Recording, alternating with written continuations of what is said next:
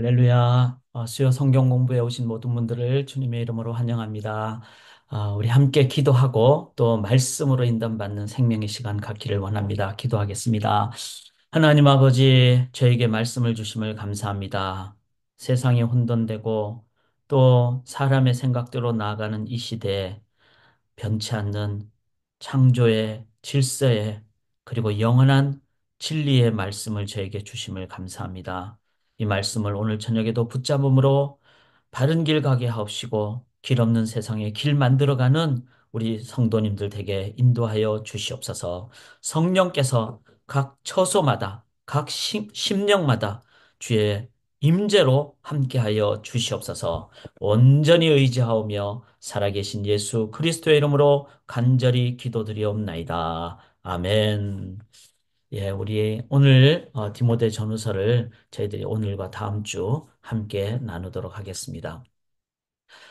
제목을 복음과 함께 고난을 받으라. 이제 디모데 전서는 제자 되어 제자 삼자. 제가 이렇게 제목을 붙이고 싶고, 다음 주는 복음과 함께 고난을 받으라. 후서는 그렇게 제목을 붙이고 싶습니다. 그래서 오늘은 디모데전서 1장부터 6장까지 그렇게 함께 나누겠는데요. 성령을 의지하면서 우리 나가는 마음으로 1절, 4절 우리 함께 427장 찬양하도록 하겠습니다. 내가 매일 기쁘게 술래길 행함은 주의 팔이 나를 안보함이요. 내가 주의 큰 복을 받는 참된 비결은 주의 영이 함께함이라. 성령이 계시네. 할렐루야 함께 하시네. 좁은 길을 걸으며 밤낮 기뻐하는 것 주의 영이 함께함이라. 세상 모든 정욕과 나의 모든 욕망은 십자가에 이미 못을 박았네. 어두운 밤이 지나고 무거운 짐 벗으니 주의 영이 함께함이라. 성령이 계시네. 할렐루야 함께 하시네. 좁은 길을 걸으며 밤낮 기뻐하는 것 주의 영이 함께함이라. 성령을 의지하면서 성령이 계시네. 할렐루야 함께 하시네. 아멘. 좁은 길을 걸으며 밤낮 기뻐하는 것 주의 영이 함께함이라. 아멘. 주의 성령을 의지하며 우리 말씀 앞으로 나가겠습니다. 이제 제가 한국 방문 일정을 마치고 이제 오늘 또 수요 성경 공부를 시작하는데 하반기 이제 오늘은 디모데전서, 다음 주는 제가 잘못 적었네요. 후서입니다. 다음 주는. 그리고 그 다음에는 저희가 매일 성경을 호세아서를 하기 때문에 아주 중요하죠. 호세아서. 그 다음에 소선지서인 아모스서. 그렇게 해서 이제 하고 그 다음에 연말에는 12월 18일에는 시편을 저희가 함께 나누겠습니다. 그리고 나머지 12월 그 다음 주는 저희가 성탄절이기 때문에 또 성탄 예배를 드리고 이런 식으로 하도록 하겠습니다. 그래서 올해도 올해 말까지 매일 하나님의 말씀으로 승리할 수 있기를 원합니다. 예, 저희가 질문을 항상 하시면서 또 제가 시간상 안 되면은 개인적으로 질문 주셔도 되고 또 함께 나누면서 더 풍성하게 인도함 받기를 원합니다. 제가 신앙생활 하면서 참 중요한 것을 깨닫습니다. 반복과 복습의 중요함. 지난주일 설교 혹시 기억나시는지요? 우리 백승림 목사님께서 저는 한 가지 단어가 아주 크게 기억납니다. 요나서를 1장부터 4장까지 우리 두 목사님들께서 시리즈를 해주셨는데 지난주는 요나서 4장, 즉 바로 니느웨를 향한 그 복음을 증거했지만 긍휼이 없는 순종을 3장에서 우리가 말씀을 들었고 4장에서는 그런 니느웨를 향해서 그런 요나를 향해서 끝까지 사랑하시는 헤세드, 하나님의 마음. 바로 이것이 우리 안에 있을 때 우리는 원수까지도 사랑하게 되고 진정성 있는 삶을 살아가게 됩니다. 그래서 요나 뭐 이거 보통 이렇게 농담 좀 약간 유머스럽게 정말 부족한 요나 나 같은 요런 나의 그런 나 자신의 인간의 한계를 이기는 길은 오직 하나님의 은혜, 헤세드, 십자가를 우리가 온전히 깨닫고 의지하는 길입니다. 그럴 때 우리는 은혜의 강물로 모든 사람을 충족시키고 받아들이게 되고 섬기게 되는 것이죠. 자, 오늘 새벽 우리 새아침 교도의 묵상은 무엇이었습니까? 바로 오늘 부분에서는 복음과 함께 고난을 받으라. 이제 제가 디모데후서를 나누면서 디모데가 고난을 연약하니까 받을 수 있는데 또 우리 모두가 실은 고난을 받죠. 왜냐하면은 어, 이 땅에서는 세상과 다른 길을 가기 때문에 그런데 그 고난을 받으라 그러면 막 부정적이 되는데 복음으로 받으면은 힘이 납니다.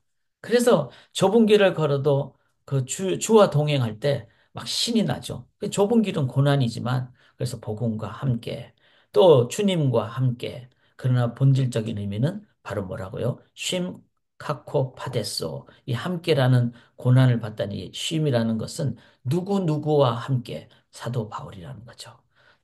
내가 제자 되어 제자 삼는 그래서 내가 당신을 디모데야 너 나와 함께 간다. 그리고 그 바울은 또 누구와 함께 가죠? 예수님이 함께 가셨죠.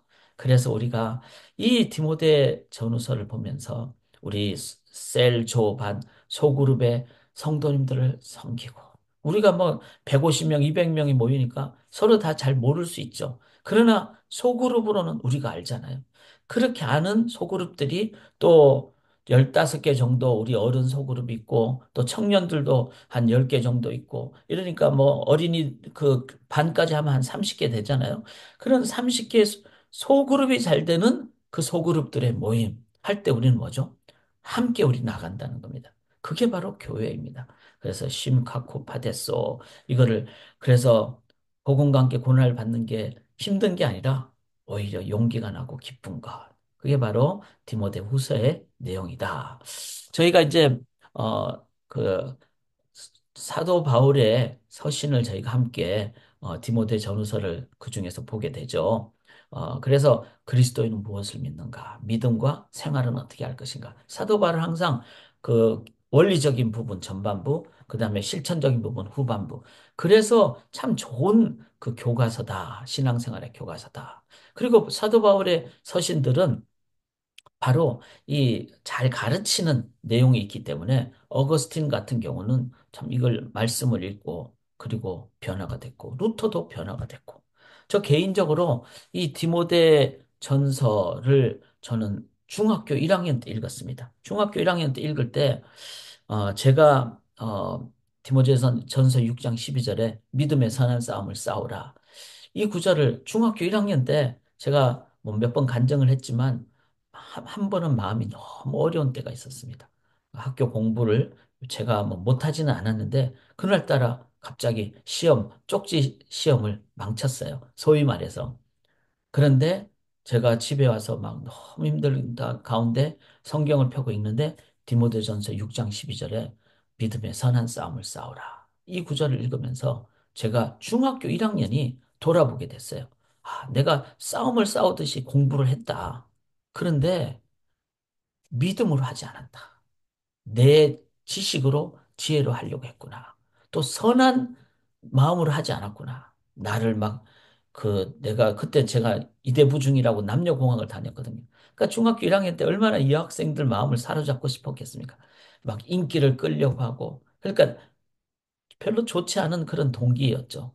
그래서 중학교 1학년 때 디모데전서 6장 12절을 보면서 내가 앞으로도 평생 열심히 살아야 되겠다. 싸우듯이 살겠다. 열정적으로. 그러나 믿음으로 살아야 되겠다.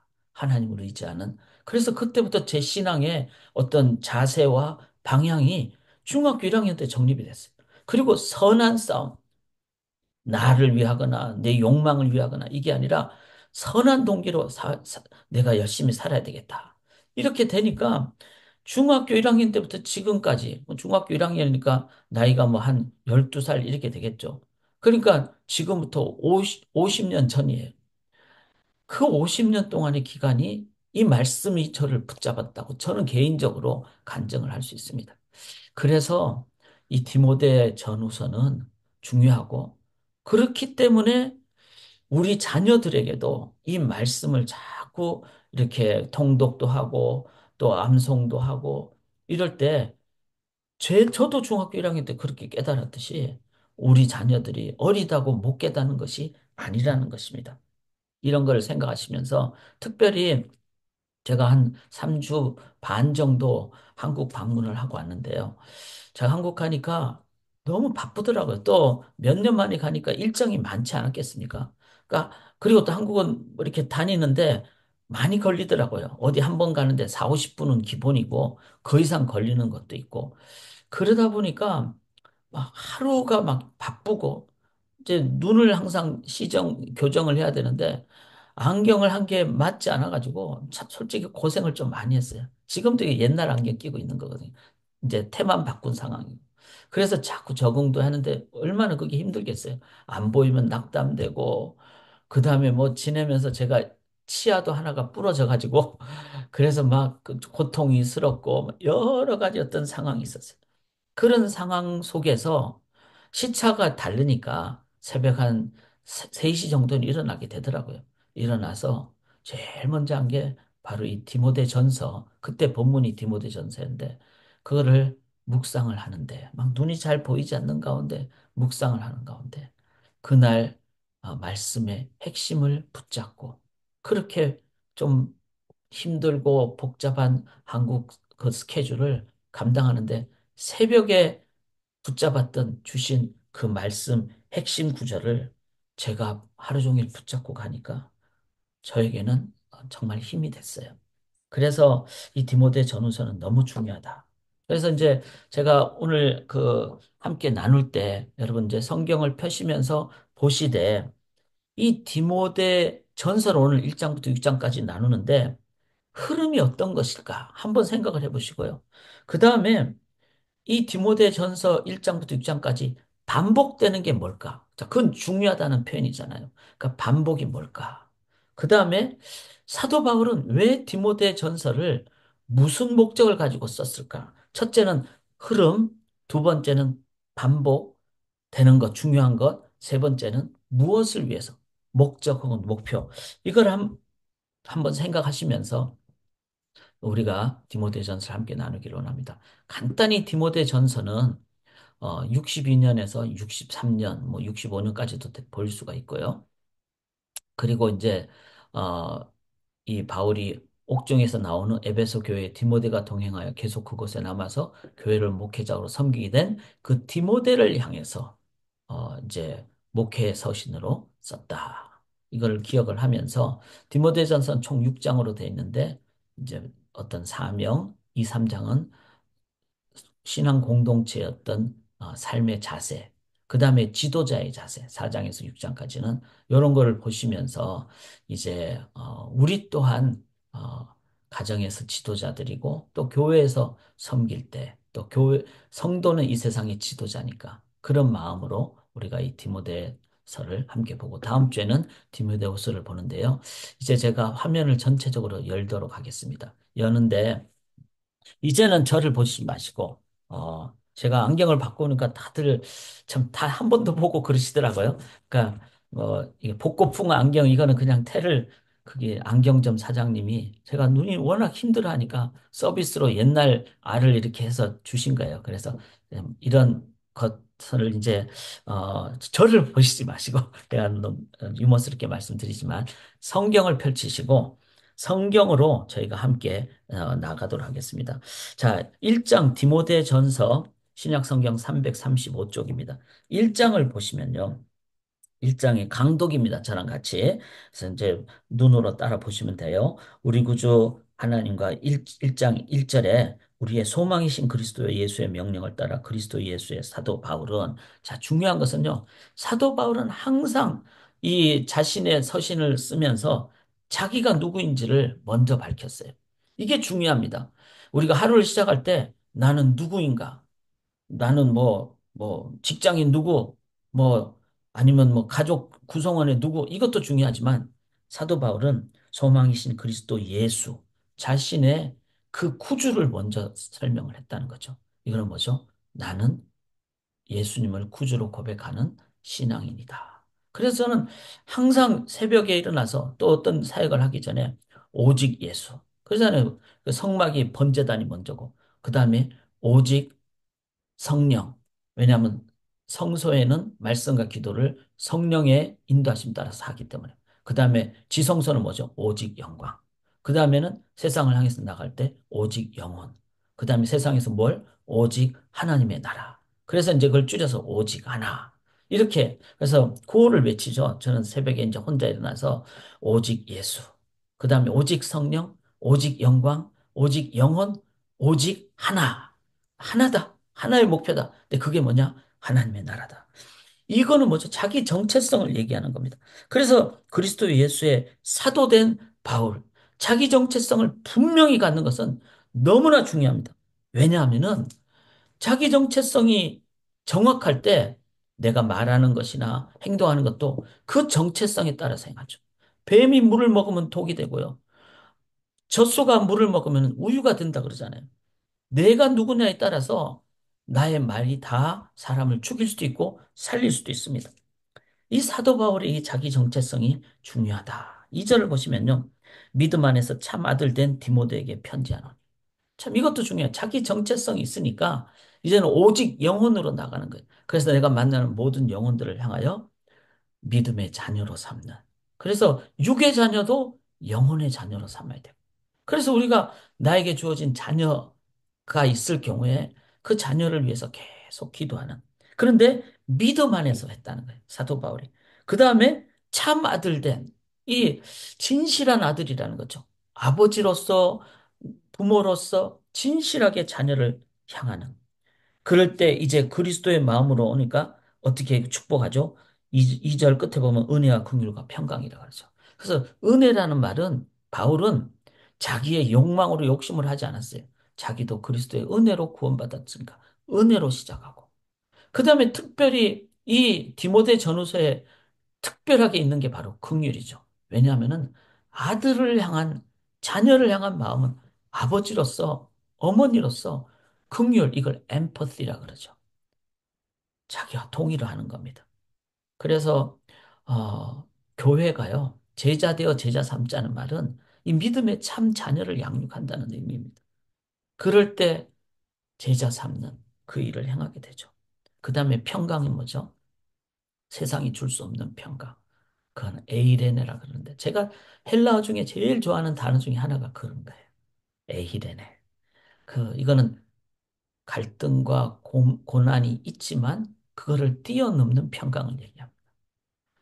그래서 세상이 줄 수 없는 하나님의 평강입니다. 자, 이거를 사도 바울은 정체성을 가진 사도 바울은 디모데를 향해서 나아갔다. 이게 가장 기본적인 제자 되어 제자 삼는. 그래서 디모데 전서는 그냥 한마디로 얘기하면 제자 되어 제자 삼는 그 성경이다. 이걸 우리가 기억을 하면서요. 자, 3절에 내가 마게도냐는 에베소에서 이제 그리스 쪽으로 가는 그쪽이거든요. 갈 때 바울은 디모데를 향해서 너 에베소에 있으십시오. 당신 여기서 목회하십시오. 이렇게 한데 그 에베소를 향해서 바울이 가장 강조한 게 뭐죠? 3절에 다른 교훈을 가르치지 말라 그랬어요. 자, 제가 아까 처음 말씀드렸죠. 이 디모데 전서를 읽으면서 반복되는 게 뭘까? 그건 강조점이잖아요. 제가 이미 답을 드립니다. 다른 교훈이 계속 나와요. 이 말은 뭐죠? 에베소 지역은 상업지고, 그 다음에 에베소를 한번 가보면 아시지만 바다가 있고, 그러니까 무역의 중심지죠. 그런 곳에는 얼마나 돈이 많고, 그 다음에는 그곳에는 세상 학문이 많고, 당시에 어떤 신화나 아니면 사람들의 어떤 이교적인 우상이 얼마나 많겠어요. 그런 곳이 바로 에베소였어요. 어쩌면 오늘 시대와도 같습니다. 이 시대는 이제 우리가 무역항을 하지 않지만 인터넷을 통해서 핸드폰만 있어도 세상을 다 접하게 되죠. 다른 교훈이 너무 많은 시대입니다. 그게 바로 사절에 보면 신화와 끝없는 족보 이렇게 나오죠. 다른 교훈이라는 것은 비본질적인 거예요.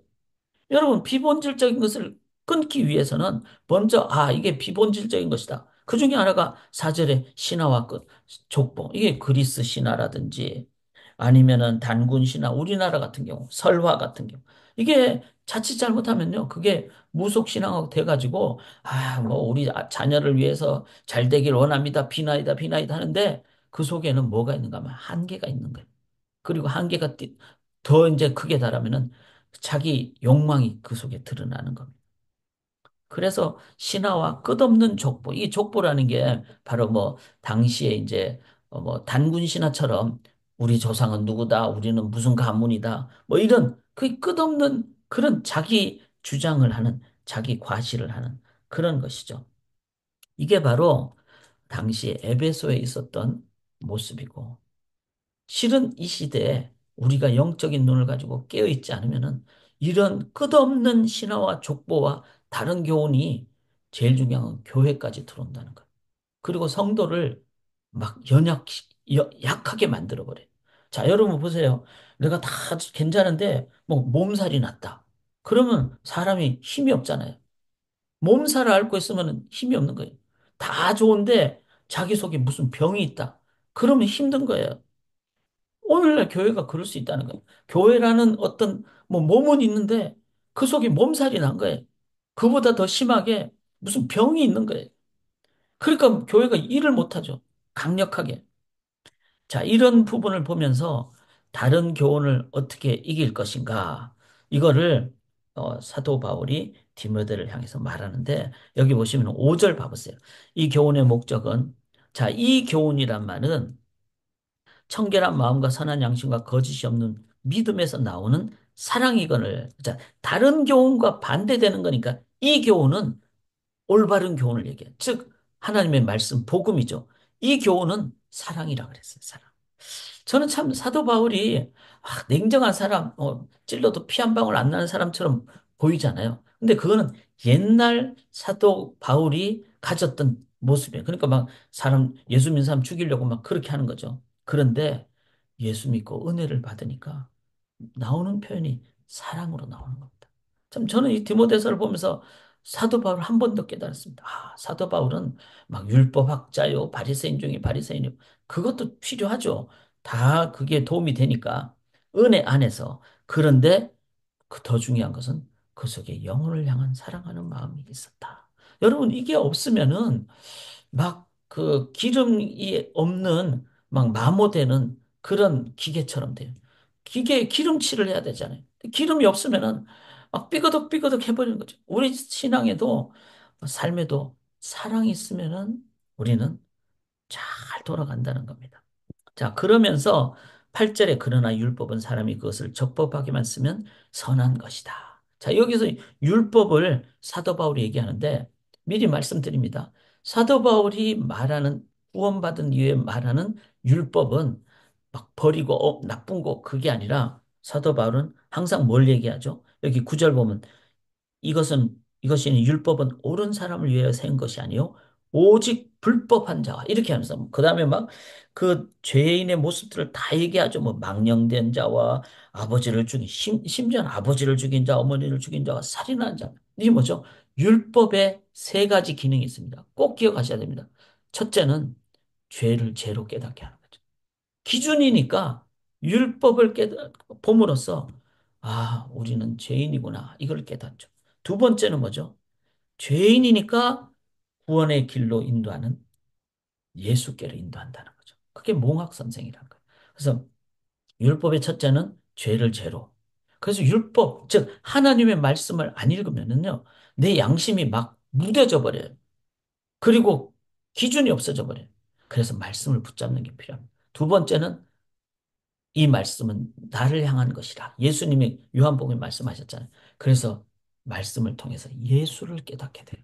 말씀을 많이 읽으면 읽을수록 예수가 드러나는 거예요. 세 번째는 뭐죠? 성화입니다. 성화. 율법의 세 번째 기능.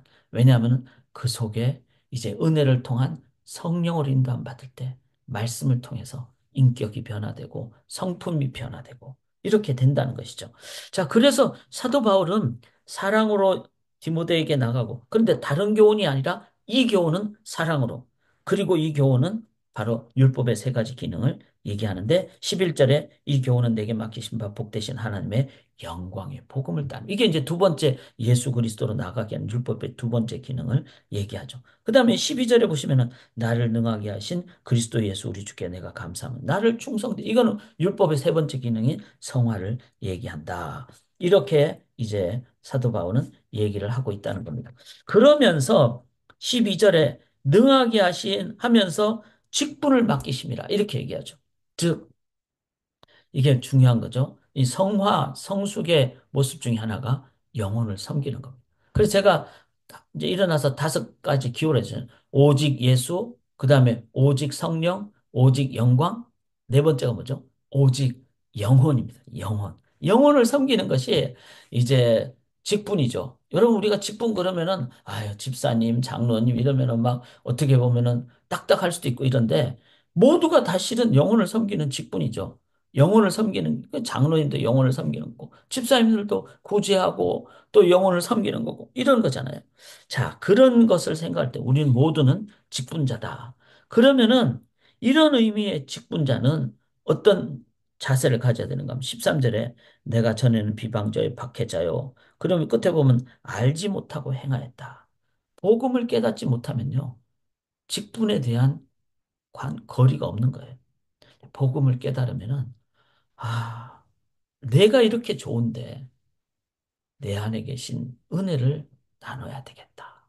그래서 그게 바로 직분이죠. 그게 바로 영혼을 섬기는 거니까.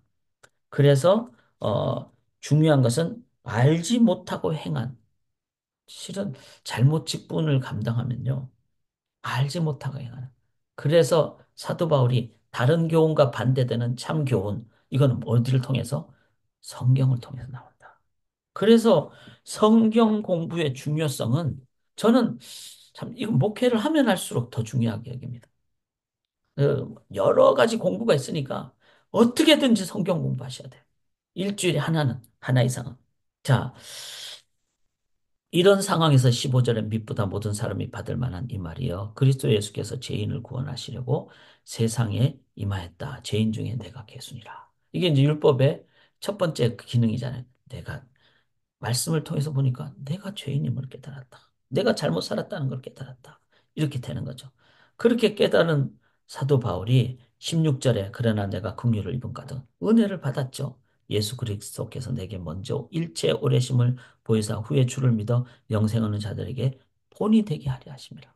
자, 예수님이 이 땅에 오셔서 먼저 본이 되셨고 그 예수에 의해서 은혜로 구원받은 바울은 나도 예수를 따라가니까 다른 사람에게 이 본문에서는 디모데에게 본이 되게 하려 하심이라. 그래서 신앙의 어떤 직분의 중요한 자세는요. 내가 누군가를 깨닫고 내 안에 은혜를 항상 이제 확인했을 때 그 다음 단계는 당신 이렇게 해야 돼. 이게 아니라 본이 되는 겁니다. 본이 되는 것. 부모로서도 본이 되는 겁니다. 이거는 분명한 사실이에요. 자녀들이 제일 언제 어려운가 하면 부모님이 말하는 거하고 행하는 거하고 다를 때. 왜냐하면 자녀는 다 보기 때문에. 그렇다고 부모가 완벽하는 게 아닙니다. 고린도전서 11장 1절의 말씀처럼 내가 그리스도를 본받는 것처럼 너희도 나를 본받게 하려 합니다. 바로 내가 그리스도를 본받는다는 거죠. 내가 힘들 때는 나도 무릎 꿇고 내가 어려울 때는 나도 하나님 의지하고 그래서 넘어지지 않는 게 아니라 넘어질 때 하나님 의지하는 그거를 자녀들이 볼 때, 야, 우리 부모도 어려울 때도 있지만 우리 부모는 하나님 의지하는구나. 자녀가 사춘기 때는 그걸 잘 모를 수도 있어요. 이해 못할 수도 있어요. 그런데 그럴 때도 그렇게 부모님이 나아가실 때 조금 더 지나면은 그걸 보는 눈이 생기죠. 그게 바로 교육입니다. 자, 이렇게 본이 되고, 그러니까 자기 깨달음이 먼저고, 자기 정체성을 확인하고, 그 다음에 영혼을 향해서 나아가는 본이 되는 이거를 행할 때, 그때 17절에 보면은, 영원하신 왕, 곧 썩지 아니하고 보이지 아니하고 홀로 하나이신 하나님께 존귀의 영광이 영원 무궁토록 있을지어다. 이게 참 중요한 게, 그 본이 되는 삶을 통해서 사도 바울이 보여주는 중요한 건 뭔가 하면 예배라는 거예요. 이 찬양과 경배, 예배. 왜냐하면은 자기만 드러나고 이렇게 되는 게 아니라 나도 하나님을 의지한다. 하나님이 나의 공급자다. 그 하나님을 찬양한다. 그 예배 드리면은 임재, 영광의 임재가 있으니까 그게 가정 예배고 가정이 그렇게 예배자가 될 때. 그때 그 다음 단계가 뭐죠? 18절에 아들 디모데야 내가 네게 이 교훈으로 명하노니 그러면서 너도 이제 선한 싸움을 싸우라 하면서 어려운 상황 가운데 너도 이제 이대로 나가라. 그래서 이 영적 아비인 바울이 디모데를 향해서 이제 제자 되어 제자 삼는 그것은 말씀 나눴듯이 자기 정체성을 확인하고 그리고 자기 속에 있는 그 하나님을 이제 삶을 통해서 보여주는 본이 되고, 그 다음에 예배의 삶을 살아갈 때, 이제는 하나님의 임재와 인도하심 때문에 디모데에게 너도 이제 나가서 나가라, 싸우라, 이렇게 되는. 자, 자, 이런 흐름을 한번 보셔야 된다는 거죠. 자기로부터 시작해서 내 안에 계신 주님, 그 다음에 하나님의 영광, 예배, 그거를 이제는 누구를 향해요? 영적 자녀를 향해서 나아간다. 이것이 어느 순간에 끊어져서도 안 되는 거예요. 자기 정체성이 없어도 안 되고, 그러니까 자기 정체성 은혜잖아요. 그 다음에 삶으로 살아가는 성령의 열매로 살아가는 것, 그리고 예배로 나가는 것.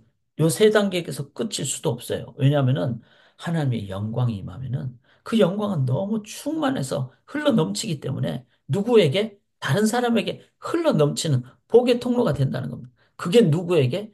디모데에게 가는 것이고, 그게 바로 우리가 제자 되어 제자 삼는 사역이다.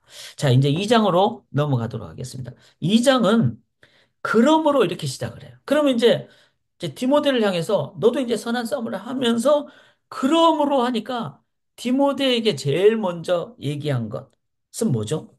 2장 1절에 보면은 첫째로 권하니 제일 먼저 권하니 모든 사람을 위하여 간구와 기도와 도구와 감사를 해.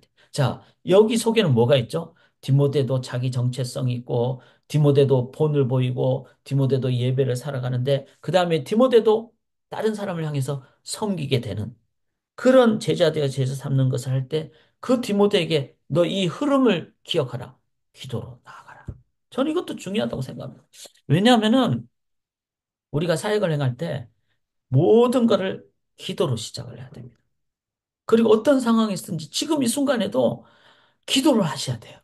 우리가 말씀을 나누는 이 순간에도 기도하면서 나누고 들을 때 그 속에 하나님이 역사하시기 때문에. 자, 그런데 기도가 네 가지 종류가 있죠. 요거는 좀 성경 공부식으로 하죠. 첫째는 간구, 그 다음에 기도, 도고, 감사. 이 간구라는 말은요, 긴박한 상황을 위한 기도를 얘기합니다. 그래서 뭐 누가 갑자기 응급실을 가셨다. 그러면 긴박한 기도를 해야 되겠죠. 목회를 하다 보면 이런 게 이제 종종 일어나게 되죠. 그때마다 어떻게 합니까? 그 자리에서 중단하고 다른 걸 중단하고 이 간구 기도를 해야 됩니다. 데메세이스라 그러는데 뭐 헬라어가 중요한 건 아니고요. 자, 간구. 두 번째는 기도잖아요. 이 기도는 하나님을 향한 경건한 아뢰. 이거는 뭐죠? 평상시에 하나님과 교제하는 기도. 아버지 잘 주무셨습니까? 하나님 졸지도 아니하시니까 저는 자고 있었는데 하나님은 계속 깨셨네요. 이러면서 하나님 아버지하고 교제하는 이게 바로 기도예요. 이 기도가 되게 성숙이 되면은 항상 기도하죠. 항상 하나님과 교제하고 동행하고 이걸 기도라 그럽니다. 세 번째는 도고입니다. 도고란 말은 다른 사람들의 유익을 위한 기도를 얘기해요. 자, 간구도 다른 사람을 위한 기도지만 간구는 응급한 상황을 얘기하고 도구는 다른 사람들의 유익을 위한 기도. 그래서 우리가 선교사님들을 위해서 평상시에 계속 기도하는 거. 이게 맞죠. 이게 바로 도구죠. 그 다음에 우리 셀 가족들을 위해서 기도하고. 이런 부분. 자, 이런 부분이 우리 속에 기도 속에 있고 마지막에 자, 간구와 기도와 도구를 하면은 세상이 줄 수 없는 뭐가 넘치죠? 평안이 넘치니까 감사가 나옵니다. 이거는 이제 기도의 신비함이죠. 기도를 막 그냥 억지로 이렇게 생각하면은 이제 근데 그건 은혜가 없이 하는 거니까 그건 막 의무가 되는데 은혜로부터 시작해서 자기 정체성을 가지고 그 다음에 성령의 열매를 가지고 그 다음에 예배의 영광을 가지고 그리고 영을 향해서 나갈 때 간구, 기도, 도고 이렇게 하면은 그 속에 하나님이 기뻐하시고 하나님 응답이 있으니까 뭐가 나오죠? 기도의 꽃은 감사라는 거예요. 감사. 자, 그게 그래서 사도 바울이 자, 사랑도 얘기하죠. 기도도 얘기하죠. 어떻게 사도 바울이 뭐 찔러도 피 한 방울 안 나오는 이론만의 사람이 아닙니다. 사도 바울은 전인적인 사람이에요. 저는 신앙생활 제대로 하면은 균형 잡힌다고 믿어요. 이성과 감성이 균형을 잡고 그다음에 이론과 실천이 균형을 잡고 말씀과 기도가 균형을 잡는 그런 일을 하죠. 자, 그런데 이런 사도 바울이 디모데를 향해서 너가 이제 사역할 때 기도로 시작할 때 2장 2절에 보면은 임금들과 높은 지혜는 모든 사람을 위해 살아. 자, 이게 이제 도고고 그 중보 기도잖아요. 그런데 높은 지혜 있는 사람들 하라. 이거는 아주 중요한 원리적인 것이죠. 왜냐하면은 이 세상의 상황은 그들에 의해서 다스려지기 때문에. 지금 미국과 한국은 대통령 선거를 이번에 미국에서 하고 또 한국은 또 대통령 상황 때문에 많이 여러 가지가 얘기가 되고 있는 그런 상황이죠. 그럼 우리가 해야 될 건 뭘까요? 우리는 여러 가지도 해야 되지만 바로 높은 분들, 즉 정치 상황을 위해서 기도하는 그리고 은혜로 나아가는 이런 부분을 기본으로 하지 않으면은 저는 지금 정말 위기라고 생각합니다. 미국의 상황이 양극화잖아요. 이념적으로. 한국도 마찬가지고. 지금 왜냐하면 이 시대 자체가 이게 AI의 발전과 하여튼 뭐 그런 식으로 돼서 양극화예요. 기독교인은 어떻게 해야 될까요? 기독교인은 어느 쪽이 아니라 하나님 편입니다. 그래서 어떤 대통령도 장단점이 있잖아요. 그럼 나는 뭐 개인적으로는 나는 뭐 어떤 쪽이다. 이렇게 할 수는 있어요. 그런데 그건 개인적인 것이고 교회 공동체의 관점으로는 이 지도자의 이런 부분은 성경적으로 볼 때 이렇다. 이런 부분은 문제가 있다. 이렇게 우리가 나가야 되고 그것에 가장 중요한 것은 출발은 기도하는 거예요. 기도하지 않고 하면은요, 뭐가 될까요? 개인 성향 때문에 양극화가 돼버리기가 쉽다는 거예요. 그래서 저는 이 시대일수록 더 한국의 기독교인이 옛날에는 1200만인데 지금 한 700만? 더 낮게 잡아 한 500만이라 그럽니다. 자, 이런 상황에서 500만이든 300만이든 기독교인의 그 기도를 통해서 그 뭐 3천만 명 중에 뭐 6천만 명 중에 뭐 10분의 1이 아니라 5분의 1을 할지라도 2, 3%만 있으면은 바다에 염분이 있으면 바닷물이 썩지 않듯이 기독교인이 소금의 역할을 하면은 이 사회는 영향을 깨끗하게 받는다고 믿습니다. 자, 그런 의미로 우리가 간절히 은혜로부터 시작해서 그리고 성령의 열매로 해서 예배의 영광 임재로 해서 그래서 이 세상을 향해서 본이 되는데 먼저 기도하는 특별히 정치 지도자들을 위해서 기도하는 저희들이 될 수 있기를 원합니다. 자, 2장 4절부터 보면요. 하나님은 모든 사람이 구원을 받으며 진리에 안데 이르기를 원하시느니라. 자, 지도자를 위한 어떤 사회적인 상황에 대한 자세를 갖고 그 다음에 4절부터 7절까지는 복음 전파자의 사명을 얘기를 합니다. 그래서 이 복음 전파자의 사명을 얘기하면서 7절에 내가 전파하는 자와 사도로 세움을 입은 것은 참말이요 거짓말이 아닌 믿음과 진리 안에서 믿음은 예수 그리스도를 통한 구원이죠. 진리는 말씀을 얘기하죠. 그래서 복음 전파자가 특별히 다른 교훈이 많은 이 시대에 참된 복음, 참된 은혜, 십자가의 그 완벽함을 우리들이 말씀을 통해서 갖고 살아가는 것. 이게 바로 디모데를 향한 말씀의 그래서 기도부터 시작하고 그다음에 그 기도 중에 특별히 사회 지도자를 위한 기도, 그다음에 또 뭐죠? 복음 전파자로서 진리의 말씀을 너가 붙잡으라. 그러면서 그 다음에 8절부터 여기 남자와 여자에 대한 얘기가 나오죠. 자, 남자에 대해서는 어떻게 얘기합니까? 8절에 그러므로 각처에서 남자들이 분노와 다툼이 없이 거룩한 손을 들어 기도하기를 원하노라. 자, 이건 에베소 이제 사역을 하는 디모데를 향한 말이죠.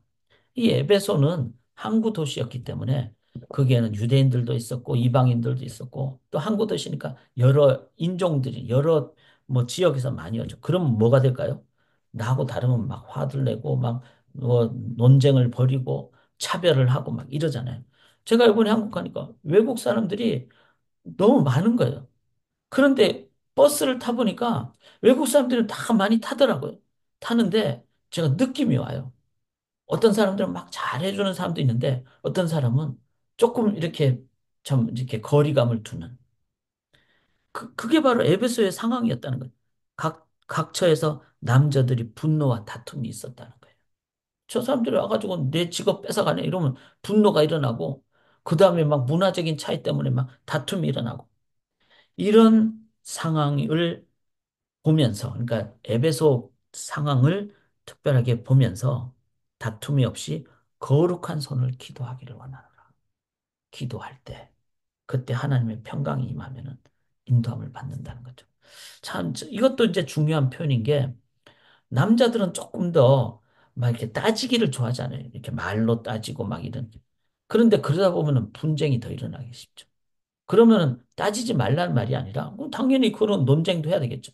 그러나 기도를 기반으로 해야 된다는 말이에요. 그러니까 약한 부분이 강화가 돼야지 따져도 감정적으로 안 하게 되는 거죠.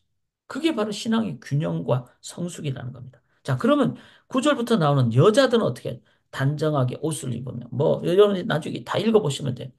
여성들의 뭐 에베소 같은 어떤 그런 항구 도시는 막 뭐 자기 자랑하고 막 외모를 과시하고 막 이러기가 쉽잖아요. 특별히 여기 보면은 따은 머리 뭐 이런 표현도 나와요. 이 따은 머리 구절에 보면은 이거는 머리를 막 화려하게 하고 막 꽃을 붙이고 막 이렇게 하죠. 이건 뭐죠? 나 돈 많다. 이런 그러니까 뭐 명품으로 막 사람을 막 그냥 과시하고 막 이런 그러지 말라는 거예요. 그러니까 여성들이 외모를 가꾸는 건 필요하죠. 그렇지만 오버하고 너무 과하게 하는 것을 사도 바울은 하나님의 영광을 가릴 수가 있기 때문에 그렇게 얘기하는 거예요. 그러면 또 11절에 일체 순종함으로 조용히 배우고 12절에 여자가 가르치는 것과 남자를 주관하는 것은 허락하지 아니하는 자.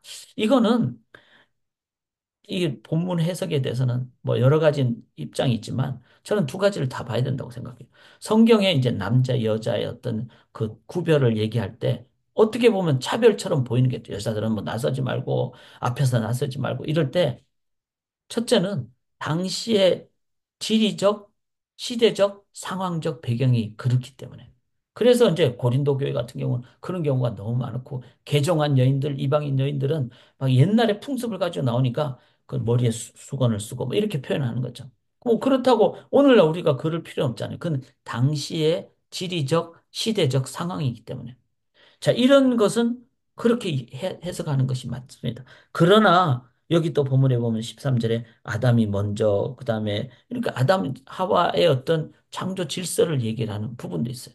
이것도 성경의 보편적인 원리도 적용을 해야 된다는 거죠. 그러니까 지역적인 시대적인 원리와 보편적인 원리 둘 다를 보는 게 이 본문에 대한 해석이 맞다. 자, 그러면은 가정에서 이제 예를 들어서 아내만 믿는다. 그러면 가정의 영적 지도자는 아내가 되겠죠. 그리고 선교사적인 삶을 살아야 되겠죠. 근데 남편과 아내가 같이 믿는다. 그러면 둘 다 지도자가 되면 되게 머리가 두 개가 되니까 안 좋잖아요. 그럴 때는 창조 질서에 따라서 남편 쪽으로 하도록 하라. 이렇게 한다는 거죠.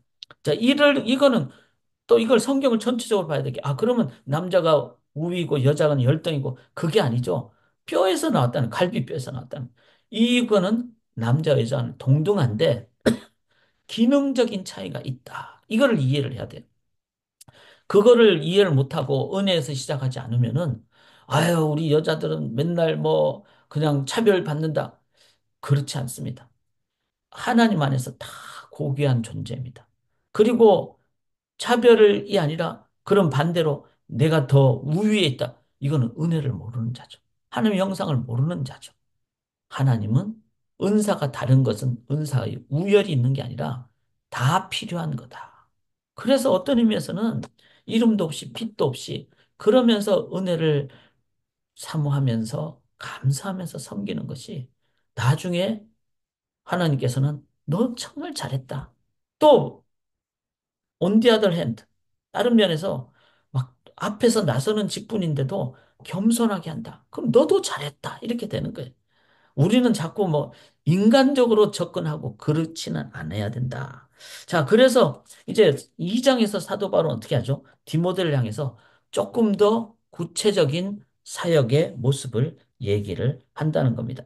자, 3장으로, 자, 여기서 2장 끝에 보시면요.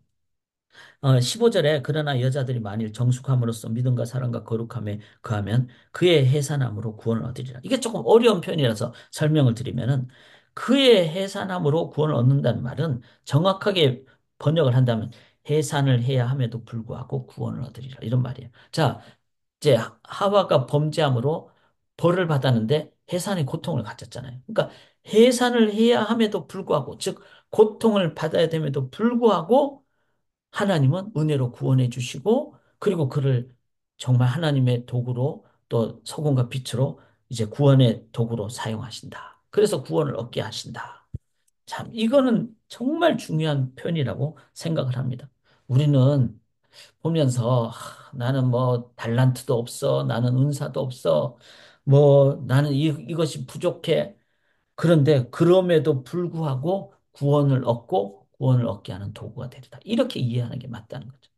저는 교회의 모든 성도님들 다 소중한 분이라고 생각합니다.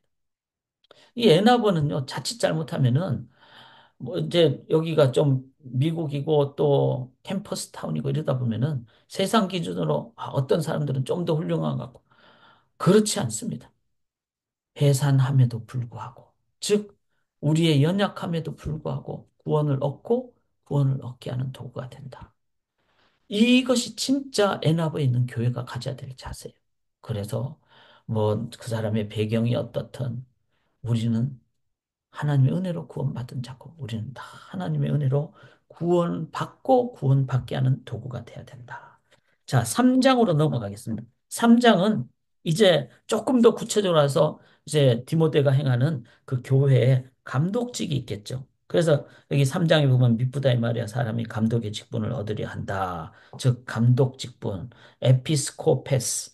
이 감독은 목사님들, 장로님들, 사역장님들, 뭐 오늘로 얘기하면 팀장, 셀장님들, 가정에서 얘기하면은 실은 가정에 아버지 어머니는 어떤 면에서 가정이라는 교회의 감독이라는 의미죠. 그래서 여러분들이 2절부터 감독은 책망할 것이 없는데 그 내용이 15개가 나와요.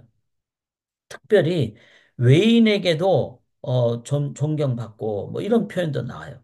그러니까 이거는 이렇게 기준이 되는 사람을 뽑아야 된다. 이런 측면이라기보다는 이런 목표를 가지고 내가 나가야 된다. 왜냐하면은 여기 보면 절제하며 이렇게 표현하는데 절제는 어떤 디글이잖아요. 나는 한 번도 막 나는 뭐 그냥 죄를 짓지 않았어. 이럴 수는 없잖아요. 그러니까 내가 부족함에 있어서 정말 넘어질 때도 있지만 나는 하나님을 계속 의지하겠습니다. 자, 그런 마음을 가지고, 그런 자세를 가지고 이 직분을 감당해야 된다는 거죠. 만약에 한 번이라도 넘어진 사람 있으면 절대로 안 돼. 이런 사람 아무도 목사 못 되고 아무도 못 될 겁니다. 그러나 이 기준을 가지고 우리가 나아가는 것. 그리고 그런 기준을 기도하며 나아가는 것.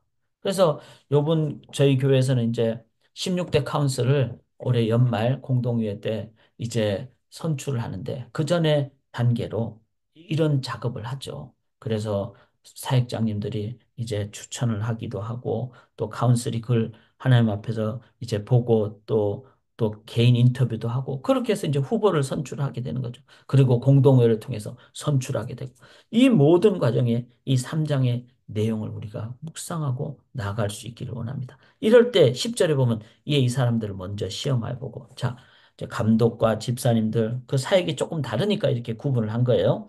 그런데 시험하여 보고 이 말은 뭐죠?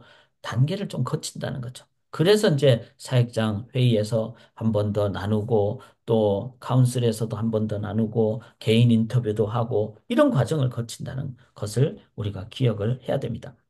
그렇게 해서 이제 이것을 행하는 이유는 뭐죠? 3장 14절부터 16절까지 교회요 진리의 기둥과 터니라.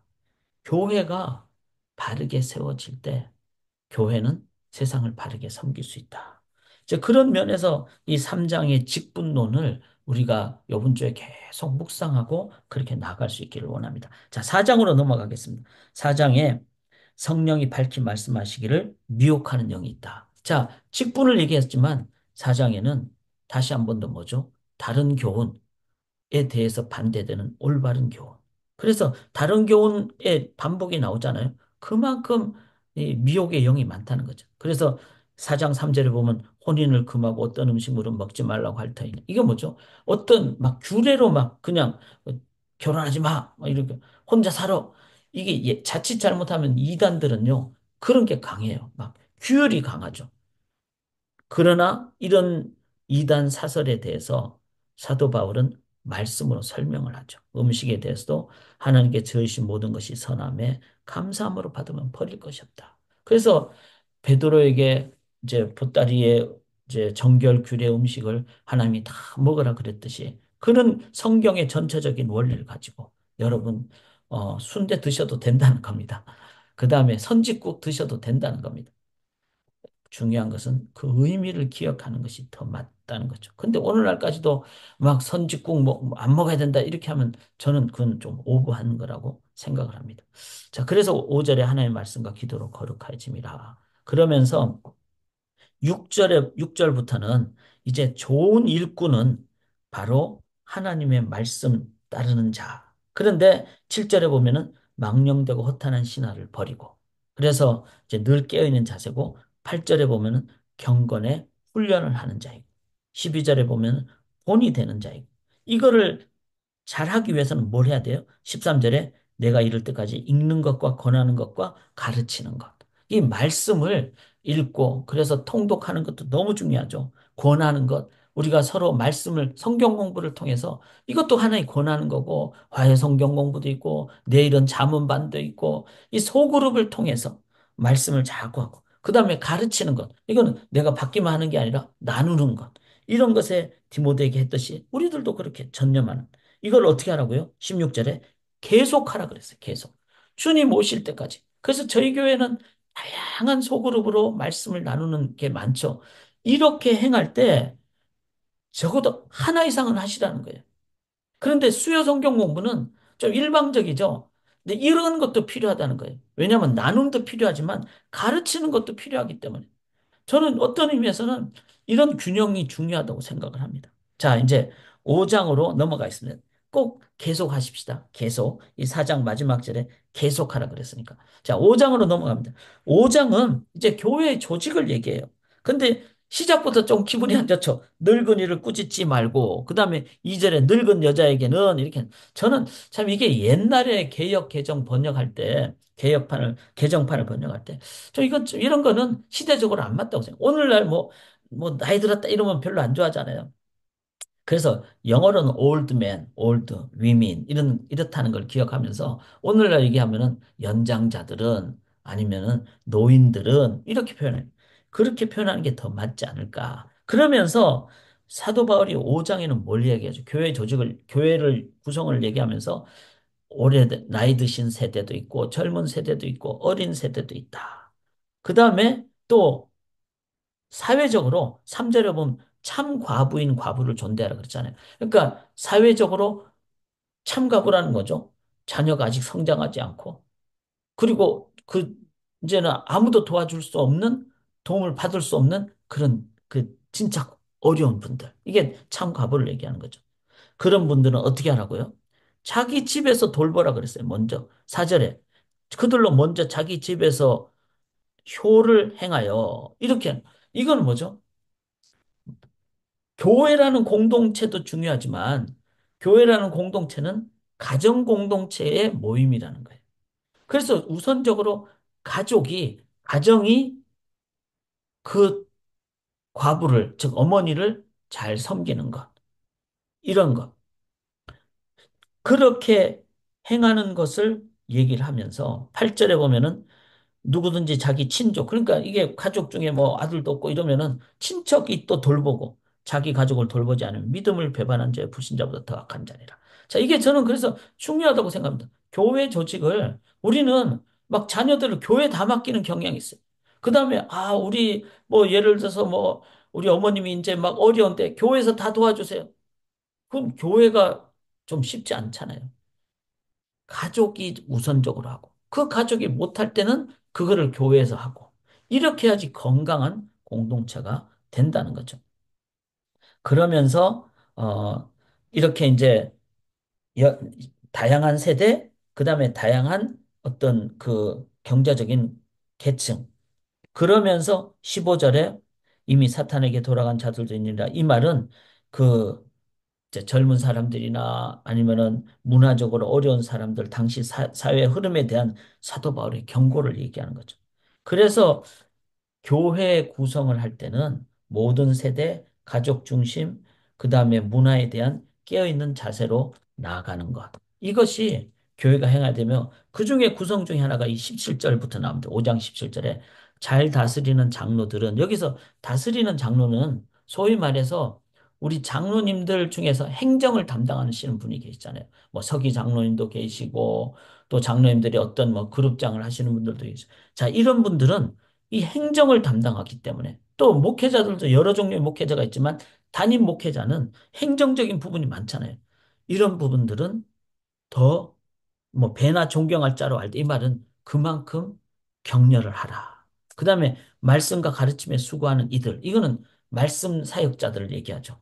그들에게는 또한 그 부분을 잘 기도하고 그래서 여기 뭐라 그런가 하면은 19절에 장로에 대한 고발은 두세 증인이 없으면 받지 말 것이요. 왜냐하면은 앞에 있고 이렇기 때문에 또 중요한 직책이잖아요. 그 머리를 꺾어버리면 몸이 다 무너져 버리니까.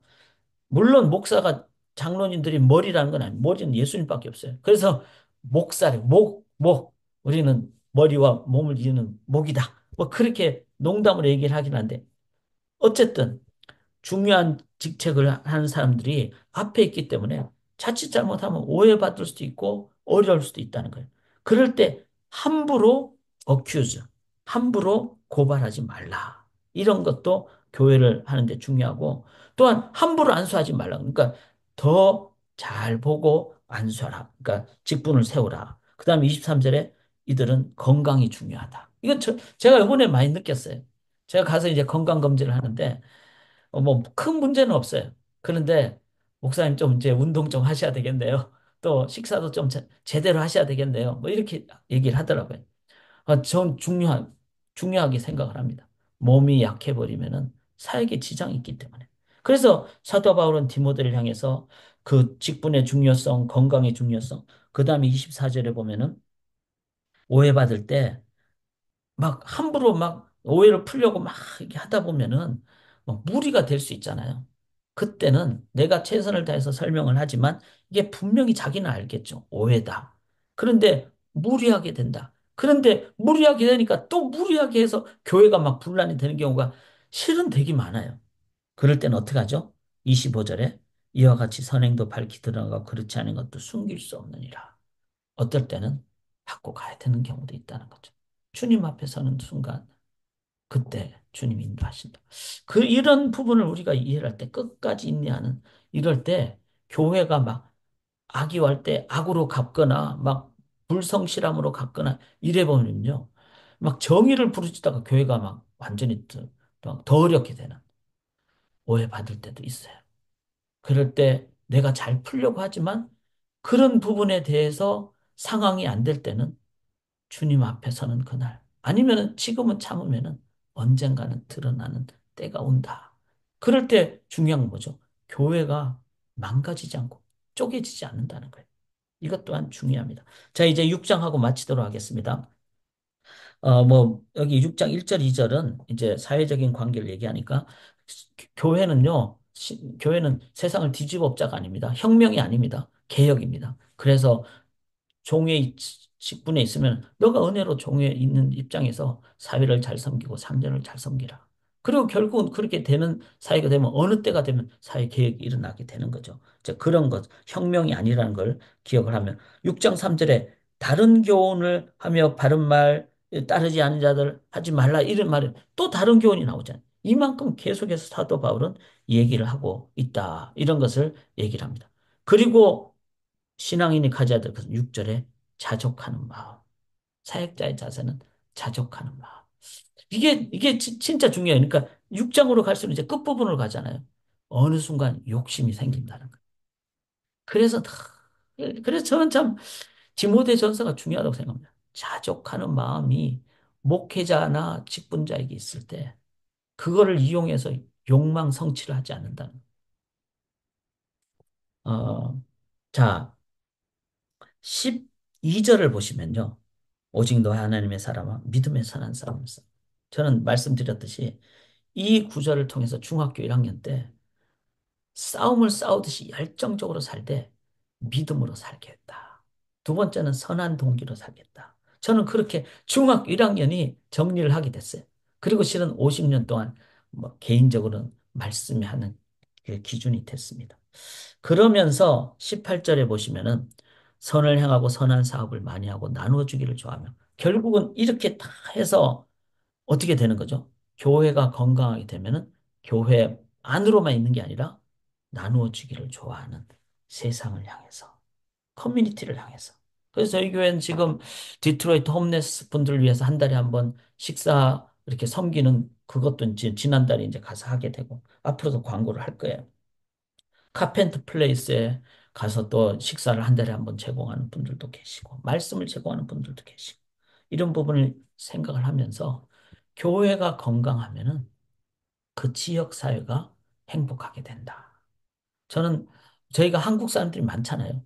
그러니까 한국 사람들이 교회를 잘 섬겨서 이 애나버와 미시간 땅이 행복한 곳이 되기를 원합니다. 그러면서 마지막에 경고를 한번 들읍시다. 20절에 디모데야 망령되고 헛된 말과 거짓된 지식과 반론을 피함으로 네게 부탁한 것을 지키라. 이것을 따른 사람들이 있어 믿음에서 벗어났느니라. 저는 이걸 읽으면서 마지막을 하는 얘기가 경고잖아요. 그러니까 깨어 있어야 돼요. 아, 뭐, 이제 이만하면 됩니다. 그런 거 없다는 거예요. 주님 오실 때까지는 우리가 늘 깨어 있고, 교회가 잘못되지 않도록 늘 깨어 있는. 그런데 마지막에 경고와 함께 은혜가 너희와 함께 있을지어다. 우리 주님이 우리를 인도하신다는 걸 기억하면서 그렇게 나아갈 수 있기를 원합니다. 제가 이제 다시 말씀 쉬하고 이제 마무리하도록 하겠습니다. 자, 디모데 전서를 저희가 함께 나누는데요. 어, 정리를 하면은 자, 신앙의 정체성, 제자 되어 제자 삼는 디모데 사역, 다른 교훈에 대한 경고 이게 반복되어 나오죠. 직분에 대한 것, 그다음에 중보기도, 그다음에 교회의 어떤 구성원들, 사역자 대한 자세, 또 한 번 나오죠. 바른 교훈, 그다음에 모든 세대가 함께 시대적 문화적 경각심을 갖는 그리고 자족과 믿음의 선한 싸움을 싸워서 교회를 통해서 미션을 정신과 미션을 지역을 향해서 나아가는 그런 교회가 될 때 우리 교회가 그런 교회가 되기를 간절히 기원합니다. 시간이 좀 넘었으므로 제가 나눔은 하지 않겠습니다. 죄송합니다. 여러분들 개인적으로 하나님 앞에서 시간을 가지시기를 바라며 제가 기도하고 마치겠습니다. 하나님 아버지, 아, 바울 한 사람이 변화됐을 때 디모데라는 한 영혼을 섬기게 되고 그 디모데의 영혼이 힘을 얻을 때 에베소 교회가 힘을 얻고 또 지역이 힘을 얻습니다. 한 영혼이 중요하고 또 복음이 중요하고 교회가 깨어있고 그럴 때 커뮤니티와 세상에 하나님의 나라가 건설될 줄 믿습니다. 주님 오실 때까지 계속 깨어있는 교회가 되게 도와주시옵소서. 온전히 의지하며 살아계신 예수님 이름으로 간절히 기도드리옵나이다. 아멘.